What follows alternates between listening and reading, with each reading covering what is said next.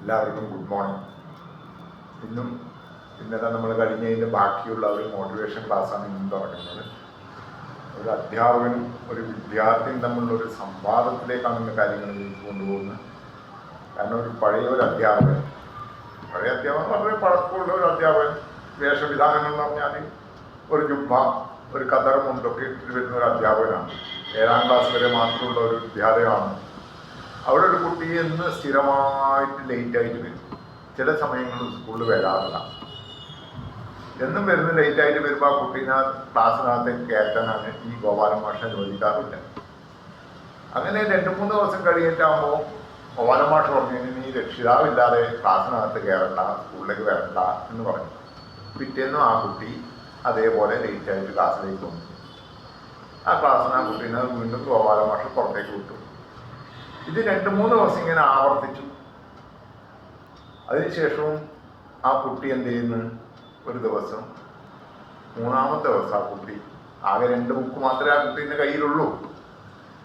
ഒരു ബുക്കിൻ്റെ പിറകിലത്തെ പേജിൽ ഗോപാലൻ മാഷ് നല്ലൊരു അധ്യാപകനാണെന്ന് എഴുതി വെച്ച ശേഷം ഒരു പേന എടുത്ത് ക്ലിപ്പ് ചെയ്ത് കൊടുത്ത് ആ കുട്ടി അടുത്ത് തന്നെ ഇരിക്കുന്ന ഒരു റോഡ് സൈഡിൽ കാണുന്ന ഒരു ബാനർ വലിച്ചു കീറി ഒരു മരക്കൊമ്പിൽ ഹാങ്ങിങ് ചെയ്യുകയാണ് ചെയ്യുന്നത്. അപ്പോൾ ഇവിടെ ആരാണ് തെറ്റുകാരൻ? ഗോപാലൻ മാഷാണോ, കുട്ടിയാണോ, കുട്ടിയുടെ രക്ഷിതാവാണോ?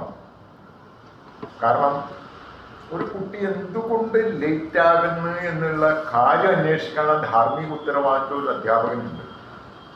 ആ കുട്ടീനെ ആ സ്റ്റാഫ് റൂമിൽ വിളിക്കുക, കാര്യങ്ങൾ അന്വേഷിക്കുക, ഇതൊന്നും ഗോപാലൻ മാഷ് ചെയ്തില്ല. പക്ഷെ ആ കുട്ടി എന്തുകൊണ്ട് രക്ഷിതാവിനെ കൊണ്ടുപോകുന്നില്ല? ആ കുട്ടിയുടെ അച്ഛൻ എന്നും മദ്യപിച്ചു എവിടെയെങ്കിലും വീട് കിടക്കുന്ന ആളാണ്.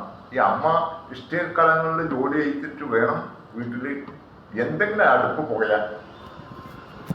ആ കുട്ടി ആ അമ്മേനെ സഹായിക്കാൻ വേണ്ടി 10 മണി വരെ പോകും. 10 മണിക്ക് ഇഷ്ടക്കാലത്ത് നിന്ന് കുളിച്ചിട്ടാണ് സ്കൂളിലേക്ക് എത്തുന്നത്. ഈ കുട്ടിയുടെ ഈ കാര്യങ്ങൾ അന്വേഷിക്കാൻ ആരുണ്ടായില്ല.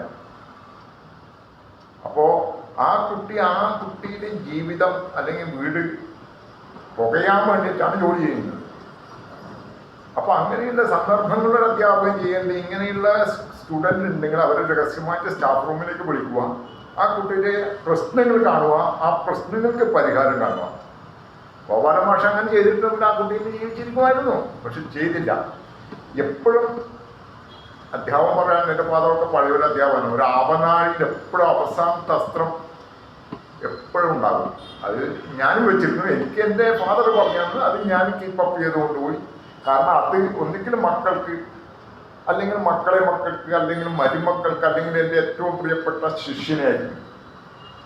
പണ്ട് സഞ്ജീവനി മന്ത്രം കഥനി പറഞ്ഞു കൊടുത്തിരുന്നു. അവസാനം കഥന്റെ വയറ്റിലേക്ക് ആളെ കലക്കി കൊടുത്തിട്ടാണ് ആ മന്ത്രം കൊണ്ടാണ് അയാൾ വീണ്ടും പുനർജനിച്ചു വന്നത്. അതൊരു കഥ പഴയതാണ്. അപ്പോൾ അതിന് ഈ മോട്ടിവേഷൻ ക്ലാസ് കൂടുതൽ നീട്ടുന്നില്ല. കാരണം ഇനി ഇതുപോലുള്ള ക്ലാസ്സുകളായിട്ട് എന്നും വീണ്ടും നമുക്ക് കാണാം. Good bye all and everything.